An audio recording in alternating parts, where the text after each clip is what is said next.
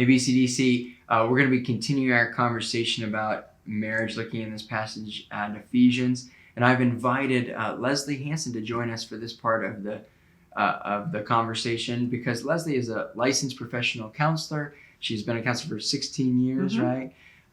And one of the things that she counsels people in is in marriage and along marriage issues. And so I'm so glad that you're joining with us. Thank you.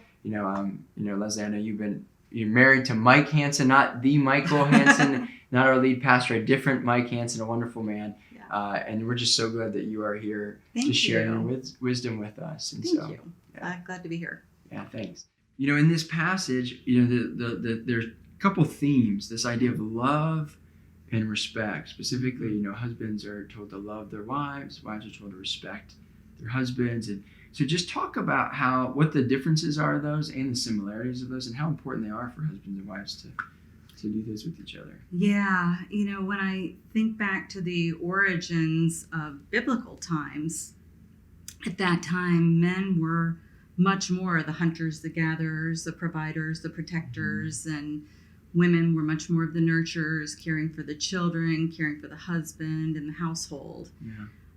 Now we come into, 20th century, and we got Aretha Franklin, talking about ain't getting no respect. Yeah. And we have many more women that are struggling with the idea that I don't feel like I'm getting respect. And the man's struggling with the idea of sometimes, I'm not feeling loved, because men have come to terms, I think, a lot more with their ability to be in touch with their vulnerable sides.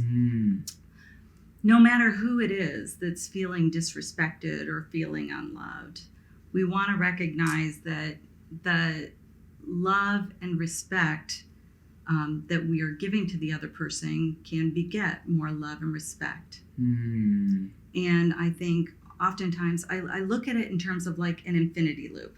Okay. Yeah. So below the surface, on the very bottom of the infinity loop, if Mike's on one side and I'm on the other side, it's the idea of I have feelings and needs. And when those needs aren't met unintentionally, many times, it's the idea of if those needs aren't met, I'm going to feel a certain way. Now, if I'm in an emotionally safe relationship, I can absolutely tell that other person, hey. I can express that openly, honestly, vulnerably. I'm feeling like I got dinged. Ouch, that hurts. Can you try again? Can I give you a mulligan so you can do this over again? Right. But it's the idea of sometimes if I'm not in a really emotionally safe relationship where I can be super vulnerable, I end up reacting in a way that says, I'm going to be disrespectful, I'm going to be unloving. Again, not intentionally, but these are my automatic reactions. And then it slides over to the other person's side of their infinity loop, and their needs aren't being met. So whatever's going on the inside comes out on the outside. And so you have this automatic negative cycle that's going on. And what what I try to do with couples in counseling is to recognize, what is your pattern? What is your core need? Is it I'm not feeling loved, and so I need to feel loved? Is it I'm not feeling respected and I need to feel respected? And if we can try to communicate that in a way where there aren't any really roadblocks, where the other person feels like they have to react in a certain way, because every action gets a reaction, right? So it's the idea of how can we create a positive infinity loop that's going to bless the other person and make us feel like when I look at you, I'm not just looking at you, but I'm looking at Christ inside of you. Right. That's so good. Yeah. And it makes me feel better about myself. I know when I lay my head on the pillow at night, I feel good. Right. When I'm speaking to my wife, in my case, or you, your husband, when I can take myself out of the frustrating moment and not just react, but be proactive and thinking, hey, I need to speak to them as if Jesus was sitting right in front of me. There won't be any regrets, in what I would say then. And I love the visual of the infinity loop, how that can either be unfortunately, a negative cycle or a positive cycle. That if we think of it in a positive way, is that if I'm giving love and respect, that and if both are mutually doing that, then that is just going to feed and build our relationship and meet all the needs that we have. And because Christ is in that, and Christ is present in that space. Amen. So that's good. Well, you brought up just talking about kind of negative cycle a little bit. I know this whole past year, right, has just been a crazy year for everybody. Right. And for some couples, I think whether it's, hey, we're working from home now, I know most people we're getting more back to normal, but some of us have been working from home together with our spouses, or maybe one is used to going off to work and one stays home, and now the one is working at home, and for some of them it's been probably a good experience. Like, hey, we're realizing we're getting to see each other a lot more. You're not on the road like you used to be. But I know, as I've talked to some couples, it's brought things to the surface that were probably already there, right? But they were just avoiding or being able to kind of get by because of the hustle and bustle of life. And now all of a sudden it's brought things up that have just brought ugliness out in the relationship. So just talk a little bit to that. What have you seen, and what would you say to us if we're in a right now, if we feel like that with our marriage is kind of in that spot? There have been research studies that say the things that couples are originally arguing about in the first year of marriage are the same things that they're probably arguing about 20, 30, 40 years into marriage. And I think that goes back to the fact that we develop patterns because we don't know how to deal with things. Right. I mean, how did you learn how to deal with things? But what did you see in your parents or your caregivers? And so you say, well, the way that I deal with things seems very natural to me because it's what I always saw. Yeah, what was modeled for me. What was modeled for me, absolutely. So until people start to identify, wow, these are the patterns, they don't know what to deal with. So 2020, okay? Right. We've got, I used to go to work. I don't go to the office anymore. I used to have teachers. Now I'm the teacher for my kids. Right. I used to be able to go to the movies, go to take a drive around, go to a park, or go to the gym, or go over to a friend's house, or go to a family member's house to kind of escape. I had a pattern of what I would do if things got a little tense around the house. Even I had drive time home to kind of decompress. Right. Or I had 9 hours at an office. And a lot of people don't have that any longer. We couldn't go to the gyms. We couldn't go to our friends. We couldn't go to family members. So a lot of their coping mechanisms were taken away in this past year. So a lot more of their issues have come out into the present, and it's pushing people a lot more. Right. And I kind of look about, do you remember Chinese finger traps? Yes. You can't get the bamboo out. You put them in, you shoots. can't get them out, right? Yeah, exactly. Yeah. So I kind of think of marriage and tension in marriage as kind of like a Chinese finger trap. Okay.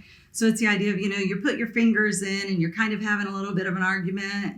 And one person commonly is more of a pursuer and one person's a little bit more of a distancer. But you can have two pursuers or two distancers in a relationship. So you put your fingers in, you're starting to go at it, and it's the idea of, whoa, I need to get out, Yeah. And so you start pulling out, and what does that do? But it creates pain, and it's the idea of, hold on, I can't get out. Right. Marriage in 2020 is like a Chinese finger trap. That is such a great I can't get out, Yeah. So they're pulling and pulling, and the thing is, we weren't taught with, this is how you deal with pain. We were taught, get out, escape the pain. And we've got to realize that, how do you get out of a Chinese finger trap? Do you remember? Yeah, you actually push in. You push in, right? Is that right? If I remember. Absolutely, you got it. Oh, that's such a good analogy. And when we push in, we create a little bit of space, which provides a little bit of freedom for us to end up escaping. And so I encourage couples all the time, can you lean into some of that pain and some of that old pattern that you had, realizing it may not have been the healthiest thing that you did, but is there a way that you can kind of lean into it to create a little bit of freedom to create choices? Yeah, that's so good. That's so good. I love that analogy. You talked about it a little bit on the beginning of that, on your response there. We typically do what was modeled for us, right?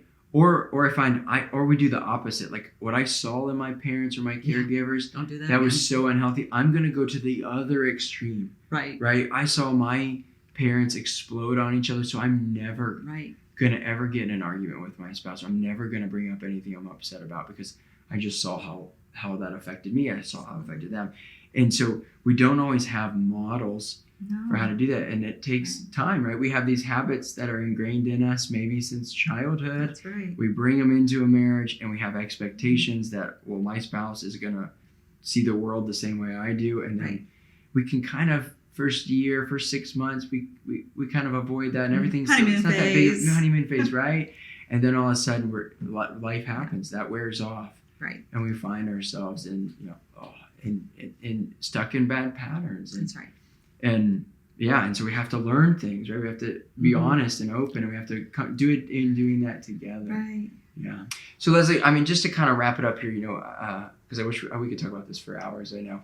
But one of my favorite quotes that I actually have on my computer is this quote that says, the grass isn't greener on the other side, it's greener where you water it. Mm-hmm. And I think that applies to a lot of areas of life, but especially in a marriage relationship. So, thinking about that quote, just talk to the individual or maybe the couple, or but maybe they're feeling like, hey, we just feel like we're stuck and nothing's growing and we can't get anywhere. Or I feel like I'm just sick and tired of being the only one watering our relationship. Right. And they don't seem, they've given up, or they've just kind of accepted this is what it is, and basically feeling kind of hopeless. Yeah. Maybe even thinking about throwing in the towel or looking for greener grass on the other side. Right. Just talk to that person who might be in that kind of situation. Yeah. How do we find hope in this season we're in? Yeah. Those type of, when that situation comes in, my heart breaks for that person. I just want to empathize with them, because when you feel like you're giving everything that you can give, you start to feel hopeless, and you're looking at the other person through a negative lens, thinking they're not doing anything. Right. And over time, when I've looked at somebody and thinking, and I'm thinking to myself, I keep trying, and they're not doing anything, it's difficult to see any good in the other person. Right. And we commonly refer to that in counseling as negative sentiment override. And I think of it in terms of, if you think about a coal miner, they have the helmet on and they've got the light up top, and they're digging and digging and digging with the idea of, I'm going for that piece of coal. But if their buddy next to them talks to them, they're going to be distracted. They're going to look over. They're not going to keep digging. Right. They're going to look over here. Right. But then they have to go back and they have to keep digging. And what they focus on, they get more of. Similarly in marriage, what I focus on, I get more of. If I've been repeatedly hurt by somebody else's behavior, I can think that, I feel like I'm doing good things. I feel like I'm trying really hard. But there's no way that you aren't going to have enough bitterness in your heart that you're always going to be doing the right thing. I think it's really important just to look at your pattern of thought and say, you know what, first of all, I'm a bride of Christ. My spouse is my spouse, but most importantly, my marriage is to God. So how do I keep that relationship alive? And when I'm focusing on that relationship, I can see some sparkle of when I stated it earlier, when I lay my head down on the pillow at night, I feel good about myself. So realizing that when I look at my spouse and I can see even the little light of goodness, and I can focus on that, and then I let the other person know how I've been blessed by their behavior, or that I see their intent as good. When I'm affirming that, I'm starting to develop positive sentiment override. I'm starting to say, I'm finding the good in the other person. Now, it's not to say that all relationships are going to be fixed just because you try to see the good in the other person. Right. I always tell people, especially when they come in for individual counseling, but their complaint is mostly about the marriage, I say, is there any way that we can bring that person in, or I can help you find a marriage counselor as well? If I've been working with that person individually for a while, especially, I want to refer them to marriage counseling. But it's important to recognize, again, the patterns that we have developed over time. We can only make changes thinking that I'm trying to do the best for a certain amount of time, and then we do want to throw in the towel. I love your saying of the idea of we have to water the grass that we're standing on, because that's what's going to end up flourishing. And part of watering the grass involves trying to see positively the intent of the other person. That's so good. And I think as Christians, when the world would say all hope is lost, we always can have hope that Jesus is at work and he's pursuing our spouse, right? Just like he's always pursuing us and everyone's pursuing us. Even when it feels like our spouse isn't responding, that God is pursuing them to be gracious to them. And I know not everything works out. It does take two people to want to work on a marriage. And so that there are times where, of course, it doesn't work out as I know God intended it to. But I think if we continue to see ourselves as the bride of Christ, as you said, and know that that's what Jesus, see how much he loves them as well. focusing on that. And then obviously, but there are times where it does take support. It does take help. It does. And I think too often we're too ashamed to say, hey, we need help. Our relationship, we're stuck, or we realize we're not stuck, we're going backwards. Yeah. Like we need to bring other people, trusted friends, trusted relationships, and sometimes professionals, and to help us see things in a new light, to see our own sin, to see our own faults, but that when we're willing to pursue God, that there's always hope. Like that God is always wanting to give us hope and is pursuing us. So it's always difficult for me when I see people come into counseling with the idea of this is our last ditch effort. Yeah. It's heartbreaking to me when people come in as, well, we've tried everything else, so we figured we'd try counseling. And I just think, I wish that people would come in when they see a little bit of problems, when they're hurting. Yeah. When there's a little crack in the road versus a giant chasm. Absolutely. Right. Yeah. Before it gets to the point of you're thinking the grass might be greener. Right. Yeah. But and I think that's so true. And I find that when I meet with people too, it's almost like it's last resort to come talk to me versus like being proactive in it. But that there's no chasm that God can't close. This and is like true. the miracle, I mean, that's what the beauty of Jesus. There's always hope. So I think we can hold on to that truth as well. Well, I think we could, like I said, we could go on and talk about this for hours. What next? Thank you. I just want to say thank you so much, My pleasure. Leslie, for your time. Absolutely. It was fun. I know, I'm sure this was just super helpful and edifying and encouraging to many of you. And just want to say, feel free to reach out to me and I can put you in contact with Leslie if she would be a help to any of you. And so just thank you so much for doing this, having this conversation. Thanks for having me.